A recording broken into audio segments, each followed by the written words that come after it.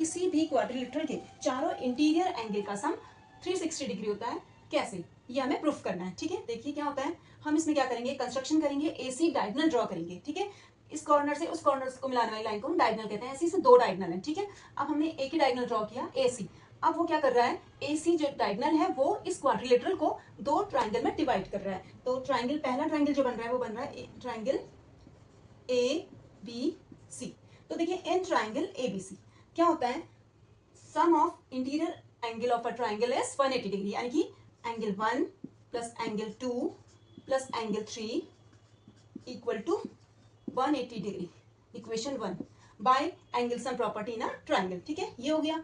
अब ऐसे ही हम दूसरा ट्राइंगल लेते हैं। ट्राइंगल दूसरा क्या है, ए सी डी। देखिए दूसरा बन रहा है ए सी डी। अब उसमें क्या होगा, देखो उसमें भी सेम यही प्रॉपर्टी लगाएंगे, angle 5 plus angle 4 plus angle 6 equal to 180 degree. ठीक है, ये हमारी आ गई इक्वेशन 2। ठीक है, अब उसके बाद देखिए अब हम क्या करेंगे, by adding equation 1 and equation 2। अब हम क्या करेंगे, इक्वेशन 1 में इक्वेशन 2 को ऐड कर देंगे। ठीक है, तो क्या होगा, देखो angle 1 plus angle 2 plus angle 3 plus angle 4 plus angle 5 plus angle 6। ठीक है, इक्वल टू क्या हो जाएगा, राइट हैंड साइड भी प्लस करेंगे 180 डिग्री प्लस 180 डिग्री। ठीक है, इस तरह से। अब देखिए एंगल 1, ठीक है एंगल 1। अब देखिए एंगल 2 और एंगल 5, इनको एक साथ लिख लेते हैं, एंगल 2 प्लस एंगल 5। ऐसे ही angle 3 plus angle 4 plus angle 6 equal to यहाँ क्या आ जाएगा, 360 डिग्री।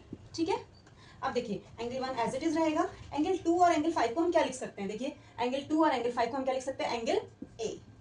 ठीक है, ऐसे ही एंगल 3 और एंगल 4 को हम क्या लिख सकते हैं, angle C plus angle 6 equal to 360 degree.